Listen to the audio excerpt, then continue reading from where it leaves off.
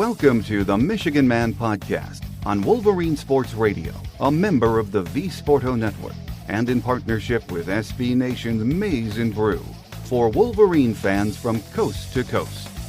Go Blue and welcome to the show. I'm your host, Mike Fitzpatrick. Believe it or not, practice starts this week, and another season is on the horizon. With us today for the first of several preview shows is beat writer Tony Garcia from the Detroit Free Press.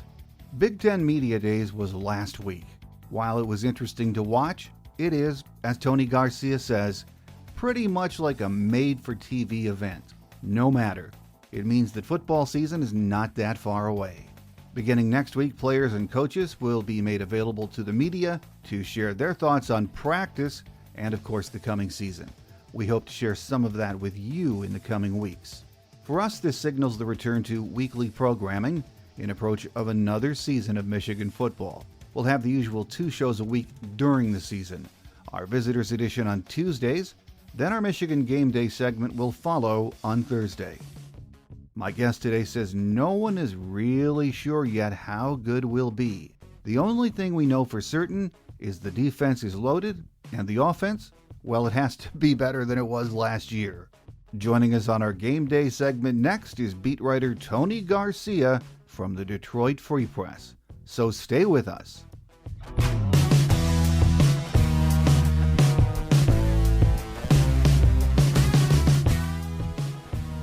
Joining us on the show today, as we do really the first of our Michigan preview programs, is Tony Garcia, who covers Michigan football and basketball for the Detroit Free Press. Great to have you back with us, Tony. Always good to be here, Mike. Well, Tony, Big Ten Media Days, they were last week, and that signals, I think, for most of us, another season is right around the corner. It's fun to watch the coaches and the players take the questions, but they are all so careful with what they say right now, aren't they? Yeah, no, they are. It's really, I still suggest everybody read and subscribe to preveiw.com for all the coverage of it.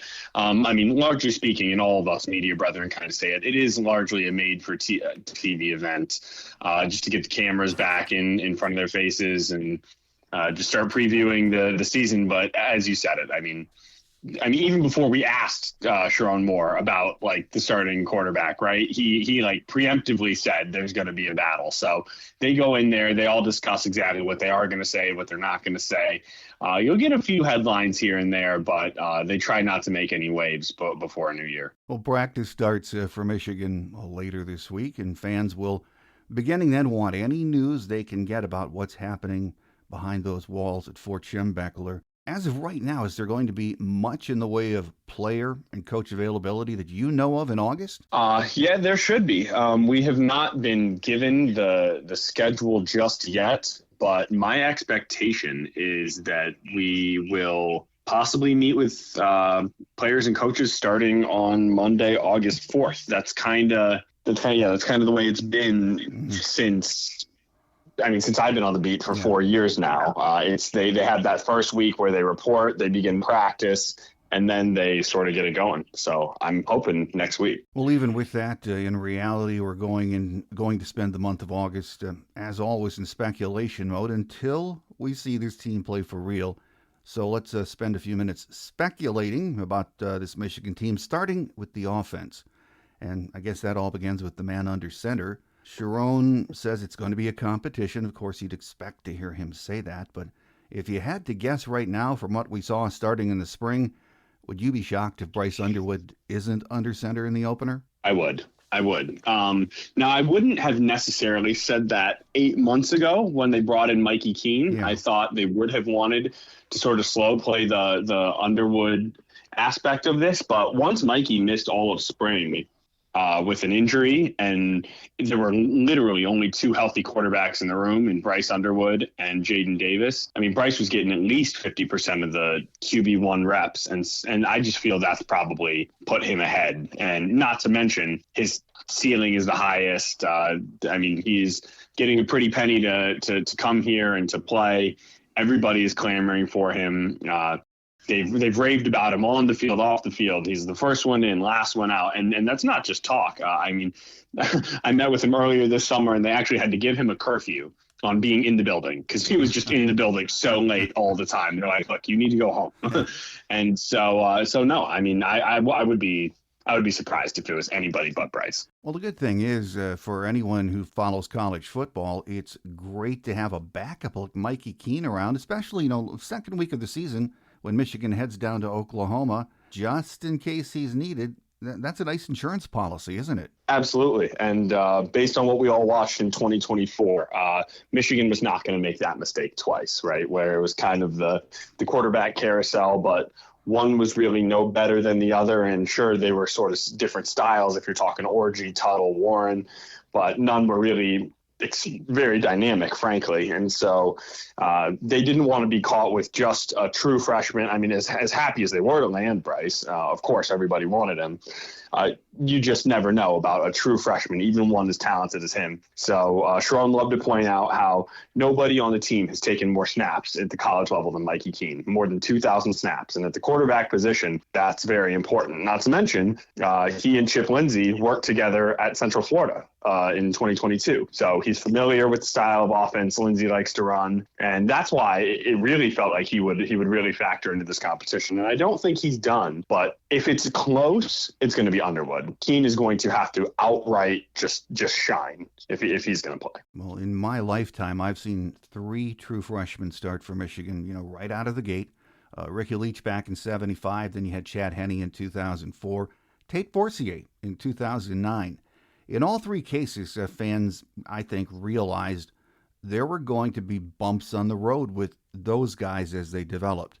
But, right now, all of these years later, for me, fan expectations, they seem different with Bryce. I don't know if it's because of the excessive media exposure we have now as opposed to years ago, but fans have to sort of buckle up and realize there's going to be some hiccups with this kid as talented as he is, aren't there? I've done my best to try to thread that needle and say, yes, I mean, he's of course extremely talented. Could there at some day in his future be a Heisman type ceiling? I see that. I think a lot of people see that, but that does not mean it's going to be year one. The only true freshman quarterback to win like a national championship in the last 40 years was Trevor Lawrence in 2018. That's the one. And I think the other reason for the hype, I mean, the media, I mean, I think we're certainly responsible for some of it, but Chad Henne and Tate Forcier were not the number one overall prospect in the entire nation, right?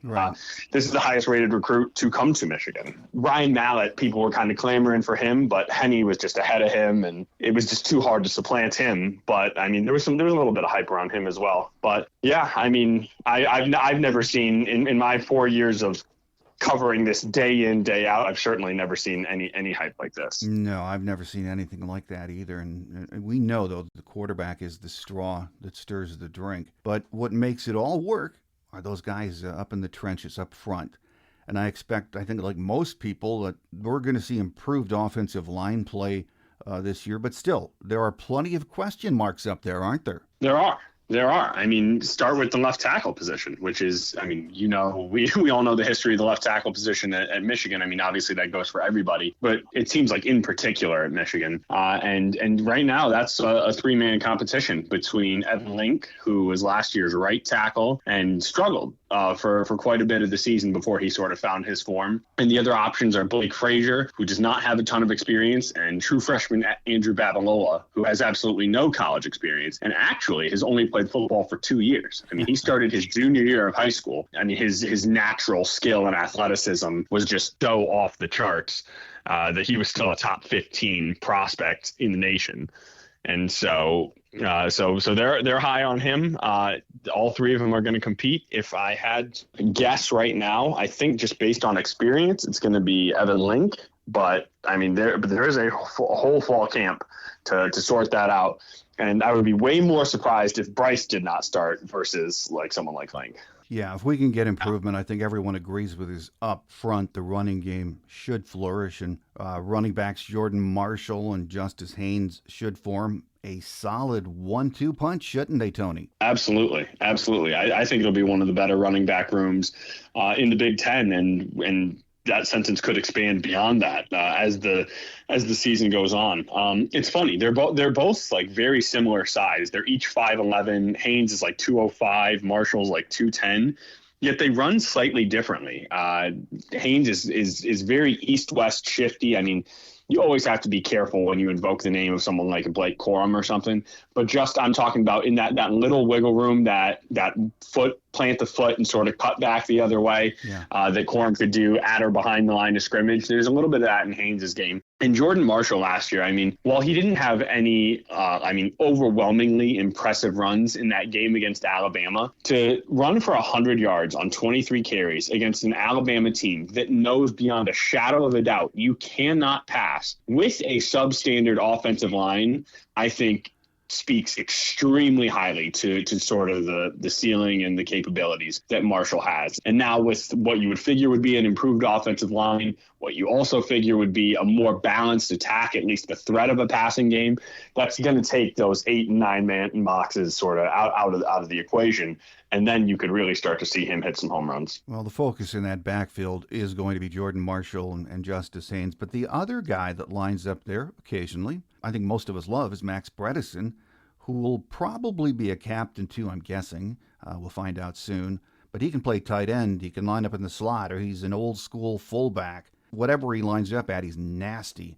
I mean, guys like Max do the dirty work, and he is elite at doing that, isn't he, Tony? He sure is. I mean, if you go back to Kalel Mullings' game-winning touchdown run on 4th and goal against USC, watch Max Bredesen on that play. Hat on hat.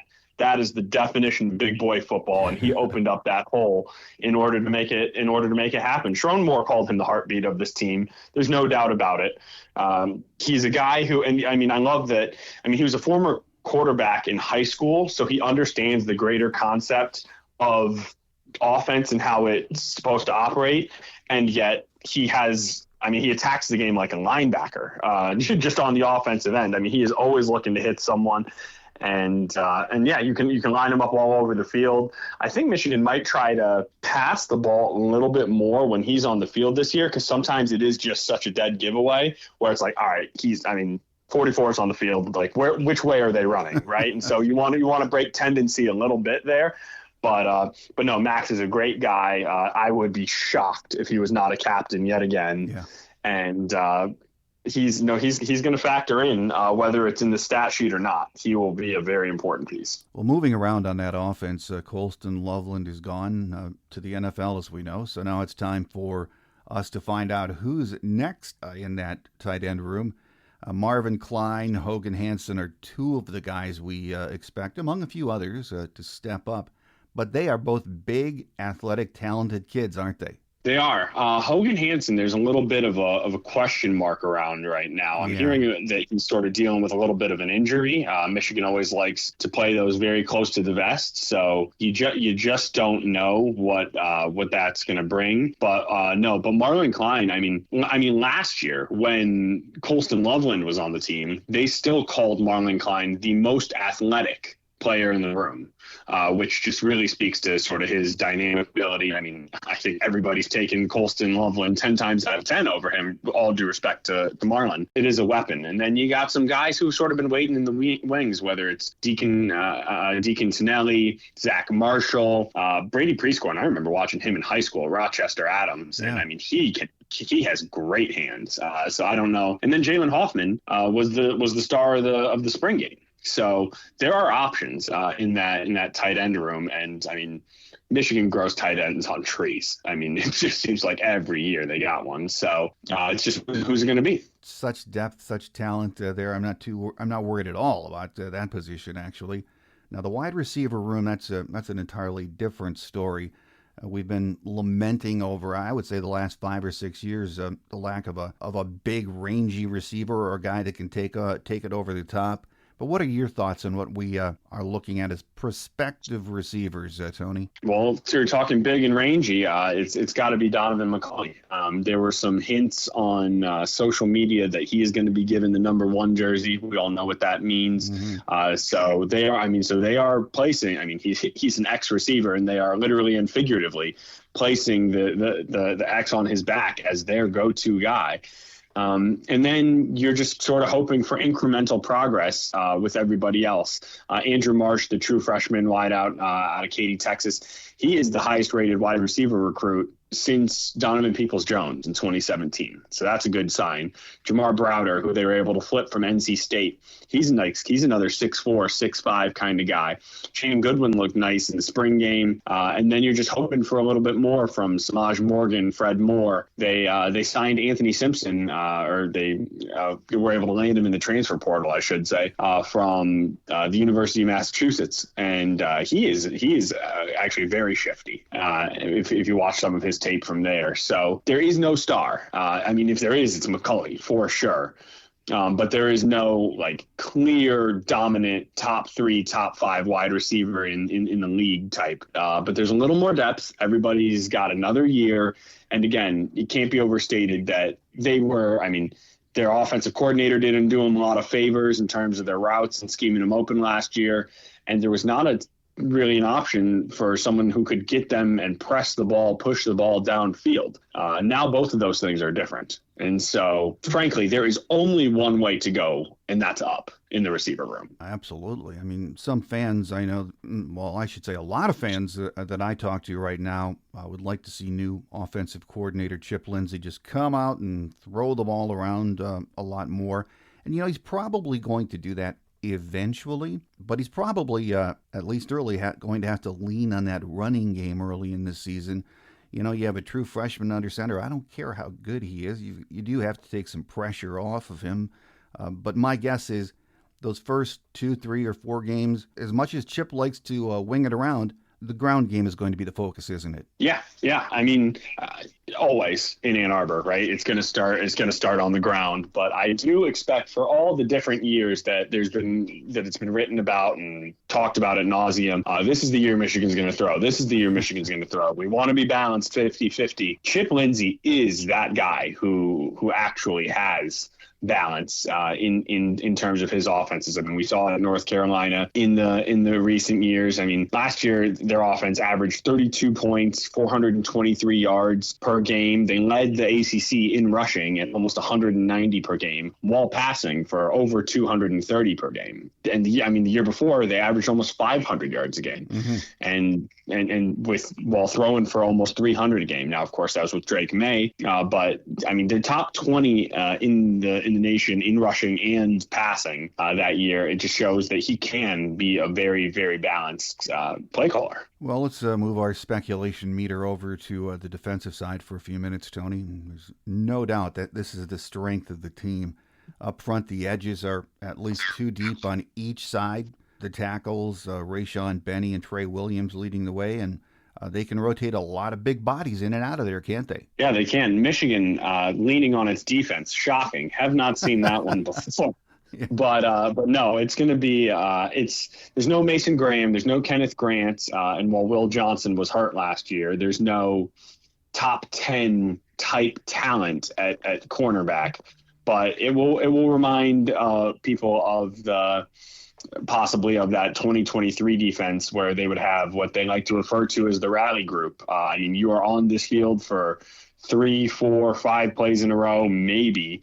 And as soon as you are gassed, you're tapping your helmet, you're cycling out, someone else is cycling in. Last year, Mason and KG had to just take so many snaps. I think they both took somewhere like 100 or 150 more snaps than they ever had in their career. And keep in mind, 2 years ago, they had 15 games, and last year there were 13 games, right? I mean, it was just night and day. They were just so exhausted for even as dominant as they were. But I mean, back to some like the specific personnel. Derek Moore, TJ Guy are seemingly the next 2 up in the edge room. You mentioned Benny, you mentioned Trey Williams. They also got Damon Payne in there from Alabama. I've heard a bit about Trey Pierce, about Ike Iwunnah, who are sort of taking those next steps on the interior line. Eno Etta, who was I think the highest rated recruit in 2023. 3, if I'm not mistaken. That's right. He's now sort of played that patient game, and he's going to cycle into the rotation in some way. I think they want to use him inside and outside, kind of like a Rayshon Benny. But the guy who I've been trying to talk about, and I mean, this is just a hunch, but based on the spring game as well, I think Dom Nichols is going to be the guy who goes from really off the radar to one of their best defensive players. He is just a nightmare to deal with. Big, quick, strong, bendy, all the edge traits that you really want. And so they feel like and then Cam Brandt as well. So they feel like they legitimately have 10 guys who they can cycle on the defensive line. And it's a really great place to be. Oh, yeah. A lot to be excited about with the guys up front. And then behind them, the linebacking core is maybe as good and as deep as we've seen in a while, isn't it, Tony? That's what they're saying, and I mean, that's what I see, certainly on paper. I mean, Ernest Hausman, the green dot linebacker who represented the team at Media Day, he could possibly be a captain type. I wouldn't be shocked. Jayshon Barham, who is just an absolute load. Now, I think he is so talented that at times he has always just used his freakish ability to sort of overwhelm opponents and kind of get whatever he wants. But Michigan's defense is so predicated on making sure you stay within the scheme that there were times last year, especially early on, where he would be out of place and wasn't quite living up to the billing and all the hype that we had heard throughout the spring and the summer when they brought him in from Maryland. But he certainly caught on to what Wink wanted to do last year. And now they're kind of marrying the two styles, and they're going to line him up on edge sometimes. I mean, he is going to be the starting linebacker, but don't be surprised when you see him down right on the line of scrimmage and creating odd man rushes from certain sides of the field. And then Jimmy Rolder it's not often that you, especially these days, that someone has played, I'd say, as sparingly or as inconsistently as a guy like Rolder behind waves of other starters. I mean, before it was Michael Barrett and Junior Colson, and then you kind of thought Rolder would be that next guy up, but he's just been a little banged up throughout his whole career. But they say they view him as a third starter. So it's just lots of options, which is kind of the name of the game on defense this year. Well, many of the preseason analysts and the magazines that I've been reading, if they question or have a question about that defense, it's in the secondary, especially at the corners. Right now it looks, if you look at the depth chart that I've seen, it's Zeke Berry and Jair Hill top the chart as of right now as we get ready for camp. And I suppose we have to see them do it, but, from what I've seen of them in the last couple of years, they're pretty darn good players, aren't they, Tony? They are. I would probably lean that those are the two starting cornerbacks against New Mexico on opening day, but I would not be surprised if, kind of like Will Johnson did his freshman year, if Shamari Earls works his way into one of those starting corner roles, and then they move one of those other two guys into the nickel position. I mean, they are trying all the safeties at nickel as well. I mean, that's TJ Metcalf, that's Brandon Hillman, you name it, and they are trying to. Even Mason Curtis, who's 6'4". I mean, they're trying him at nickel. They're really trying to find the best five in that secondary. But Hill, I think is the best defender in the secondary. We saw him get beat a few times last year. It was almost always on the double move, and there's just no way that was not circled, starred, underlined, bolded, italicized, you name it. In terms of how to address that this offseason. But he can stay with wide receiver step for step and man. He's got a knack for the ball. You hear that about just some certain guys. And it sounds like, I spoke to Rod Moore last week. It sounds like he will be back. Now, he's not putting a timetable on it. He wants to be 100% healthy when he does take the field, because he's not trying to put out any tape that does not represent his best. And he said last week to me that he was about 85%. So week 1, week 2, week 3, I would expect him maybe by the end of September. I think you see him on the field, but I just don't think they're going to chance it against New Mexico there, unless there's a major leap between now and then. But he's the captain of the secondary. He's captain of the team and he's the leader of the secondary. So getting him back there is just a tremendous boost. Yeah, and as you said, there's no reason for him not to wait until he's 100%, because when you have Brandon Hillman, Mason Curtis around, guys like that, they're really good ball players too. Oh, they are. I mean, Brandon Hillman. I mean, if it wasn't for Jayshon Barham, people would be talking about Brandon Hillman and the type of hitting that he does. And then you got the two Metcalf brothers, TJ and Tevis, one of whom had a pick in the spring game. I think TJ's probably has the leg up right now, and I could see him starting in one of the safety spots. But again, I mean, it feels like the defensive line. Like, is there a star? I don't know. But are there a handful of good players who can create mismatches? Yes. Well, I think what we can say right now as we approach the long month of August and anticipation is the front seven are going to help out the back end as they sort of mix and match and find out what combination works, best back there. And for the team, from a team perspective, this defense is going to give Chip Lindsey a lot of room and a lot of time, I think, to develop, aren't they? I'd be surprised if they didn't, especially, I mean, the game that we're really all talking about and alluding to is Oklahoma, right? I mean, New Mexico, Central Michigan, those are not going to be any problem, of course. But on the road, at night, in Norman, very well could be college game day.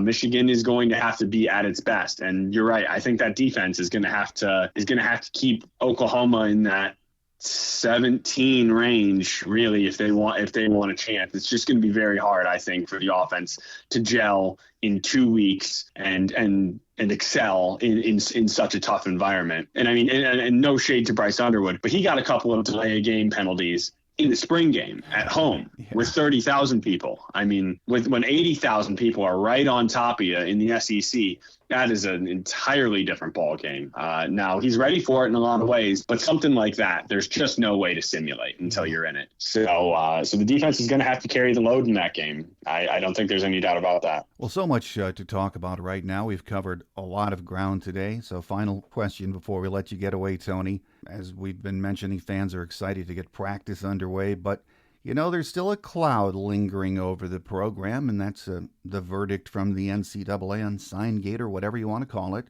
We don't know, but from all indications and rumors, we might get the decision in August. So for better or worse, that timing, an announcement in August, is better than sometime later in the season, isn't it? Yeah, that's what I've been told as well. And I know everybody in and around the program is just ready to get on with it. And that's why I've actually told some people who've asked, let's say Sharon Moore's suspension does get bumped from the 2 games that they've self-imposed up to 4 games or something. I know a lot of people I've heard are saying, like, oh, they can appeal. I wouldn't be surprised if Michigan didn't appeal. It's not that they don't want to go to bat for Sharon Moore, but they want this out of the news cycle as soon as possible. It has been that, like you said, that dark cloud that's hung over everything for almost 2 full years now. And so it might be the bullet they have to bite and then just move on. And But the tough part about that is this is not the Jim Harbaugh, quote unquote, suspension that was served at the beginning of 2023 or the end of 2023, where he was able to coach all week, be in Schembechler Hall, implement the game plan.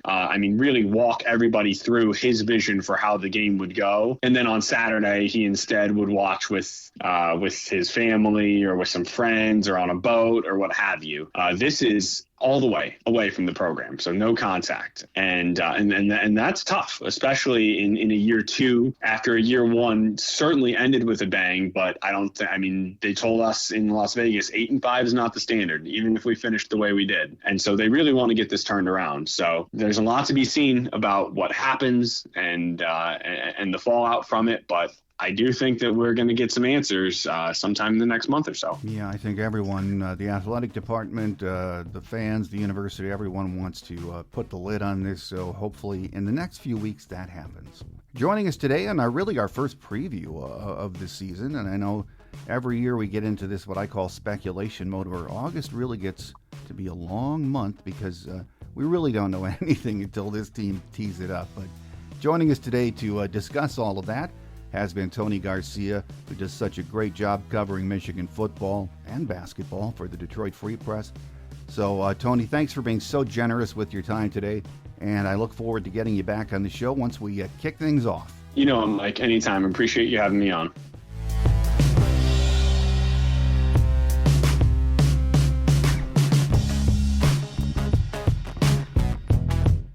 On Quick Hits today, when practice starts this week, we'll get a look at the official depth chart for the team. We might even get some injury updates on Hogan Hansen and Rod Moore. If there are any other players entering camp dinged up, we haven't heard that yet.